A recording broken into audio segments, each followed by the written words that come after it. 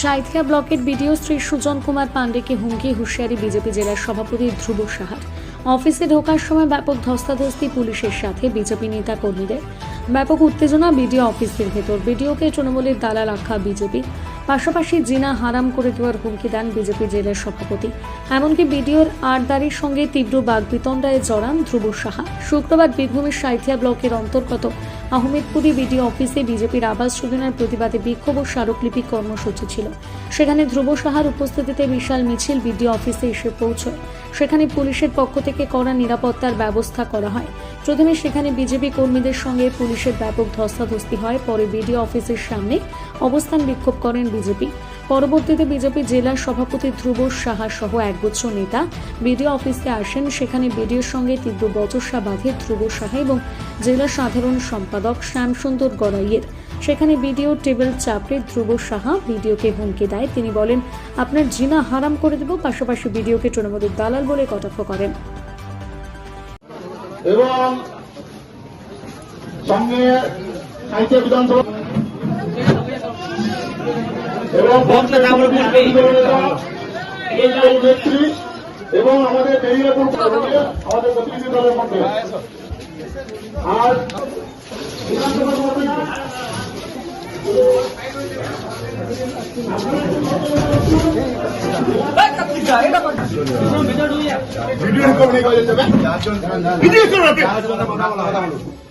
কথাটা আসতে বলুন।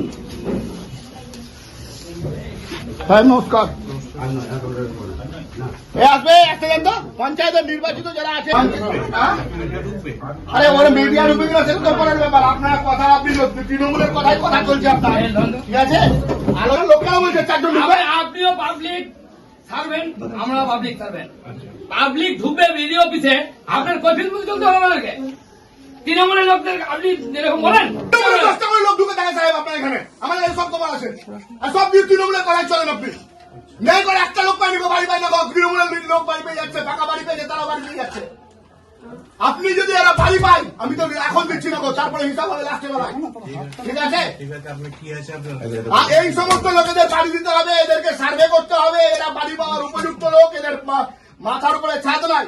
আপনাকে লোক পাঠিয়ে সার্ভে করতে হবে। এই কাগজ দিলে এই কাগজে রিসিপ্ট দিতে হবে আপনাকে। এত কাগজে আপনাকে রিসিপ্ট দিতে হবে। আর হচ্ছে যে আপনার আমাদের যে বক্তব্য, সেই বক্তব্য পরিষ্কার। পঞ্চায়েত সমিতি বিরোধী দলনেতা আপনার বিডিও অফিসে আছে। বিক্রম লাইট অফ কর, বিক্রম লাইট অফ কর। জায়গা আছে, আপনি দিয়েছেন। বিক্রম লাইট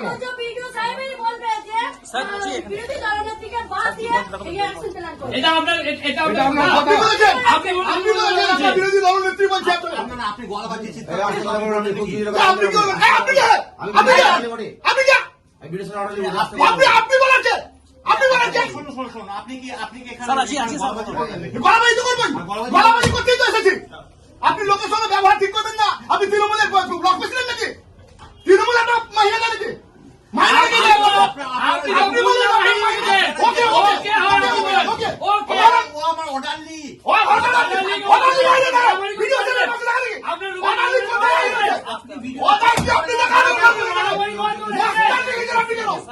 ভিডিও সাইজের পাশে টাকা অর্ডার নেই, কোথায় আইন আছে দেখান।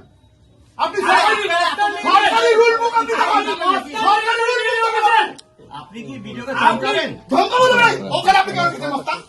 আপনি মস্তান কেন বুঝে রেখেছেন? অর্ডার নিয়ে আপনাকে কথা বলার অর্ডার কে দিয়েছে? আপনার কথা শুনছে ওরা। আপনি কোনটা লাগিয়ে দিলেন? ওকে বাইরে করতে বলুন। পঞ্চায়েত সমিতির আপনি অর্ডার নিয়ে বাইরে করবে। পঞ্চায়েত সমিতির মহিলা সে কথা দেখুন, এই বিডিও অফিস তৃণমূলের দলীয় কার্যালয়ে রূপান্তরিত হয়েছিল। আজকে তৃণমূলের দলীয় কার্যালয় যাতে না থাকে, তৃণমূলের ফ্ল্যাগটা যাতে বিডিও অফিস থেকে নামা হয়, তার জন্য একটু এত সবে ঝাঁকি হ্যায়, পুরা বড় আন্দোলন अभी বাকি হ্যায়।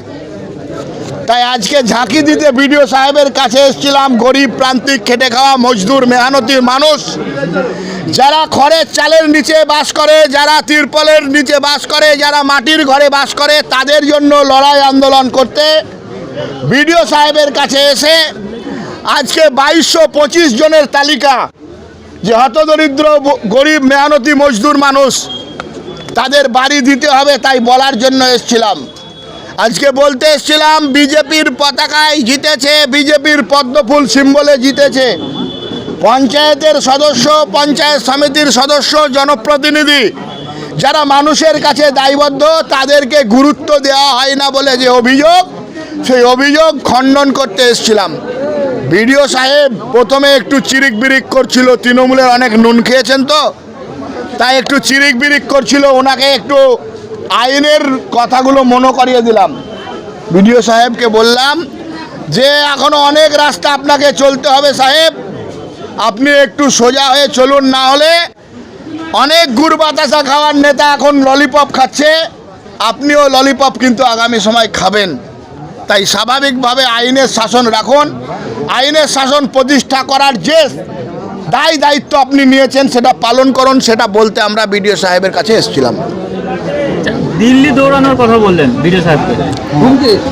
দিল্লি আপনি জানেন, এসসি এসটিদের যদি বঞ্চনা করা হয়, দেশে একটা স্বতন্ত্র ব্যবস্থা আছে, প্রিভেনশন অ্যাট্রোসিটি অ্যাক্ট।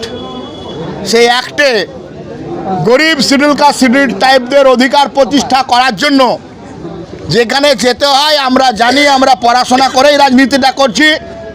আমরা কিন্তু তৃণমূলের নেতার মতো আঙুঠে ছাপালা নেতা নয়, আমরা মানুষের জন্য পড়াশোনাটা দিনরাত করি।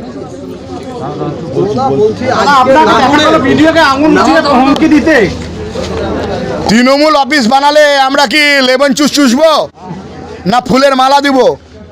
আঙুল তুলবো, দরকার হলে আর যা তোলার দরকার সবই তুলবো। আজকে ভারতীয় জনতা পার্টির পক্ষ থেকে একটা ডেপুটেশন দেওয়া হয়েছিল আবাস যোজনা নিয়ে। সেই অনুসারে ওনাদের বক্তব্য যে এখনো অনেক বাড়ি সার্ভের বাইরে রয়ে গেছে, মাটির বাড়ি, সেগুলোকে আবার সার্ভে করার জন্য ওনারা আমাদের কাছে অভিযোগপত্র জমা দিলেন এবং সেটা নেওয়া হলো। এবং সেটা নেওয়ার পর আমরা ওনাদেরকে বললাম যে এগুলো আমরা রিসিভও দেবো, আমাদের 7 দিন সময় দিন, এবং বাকিটা আমরা আবার রিভেরিফিকেশন করে আমরা দেবো। এখানে দেখা গেল বিজেপি জেলা সভাপতি আপনারা আঙুল উঁচিয়ে একটা হুমকি দিল। না, এইসব হচ্ছে কোনো কথা না। ঠিক আছে, না আপনি তো বলে উঠলেন হুমকি দেওয়া হচ্ছে রীতিমতো। না, এইসব বিষয়ে আমি কথা বলবো না। না, আপনারা কি হুমকি দিতে পারে আপনাকে? আপনি কোন আইনের পাশে যে ছিল বন্ধ করুন, বন্ধ করুন। আপনারই একজন পাশে যে ছিল সেটা কি এখন আর ঠিক আছে, পাশে বিজেপির পক্ষ থেকে যেটা বলা হচ্ছিল যে আপনার পাশে যে আছে সে নাকি গুন্ডা তৃণমূল নেতা। উনি আমার অর্ডারলি। সাধারণত যখন ভিডিওর তো অর্ডারলি থাকে, ভিডিওর মানে আমার ঘরে আপনারা সবাই মিলে দেখলেন যে অনেকে আপনারা ঢুকেছেন ঘরে, এবং সেই সঙ্গে আপনারা এখনই গোটা 20 জন আছে, তার সঙ্গে ওনারা আছেন। ঠিক আছে, তখন একটা অর্ডারলি বা যে ভিডিওর থাকে আগ্রহ থাকে, সে সবসময় সে আসবে। ঠিক আছে, এসে সে সবসময় বলবে সে তার ভিডিও, সে তার মানে কাজ করেছে, সে তার দায়িত্ব পালন করেছে।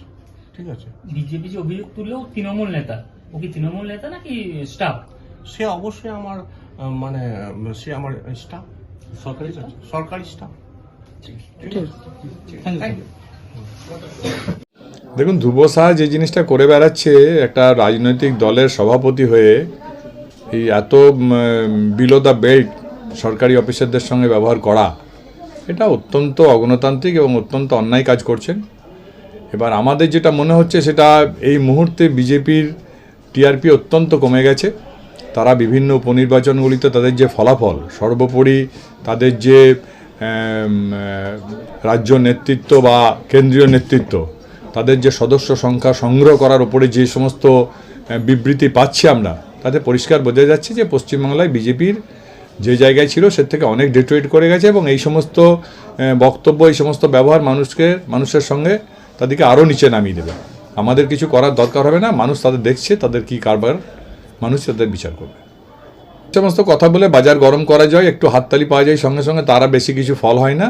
কাজেই ওদের লোকেরাও বুঝতে পেরে গেছে যে আজকে বিজেপির কি হাল হয়েছে, কাজে আগামী দিনে বিজেপিকে আরও খারাপ অবস্থায় দেখবেন মানুষ।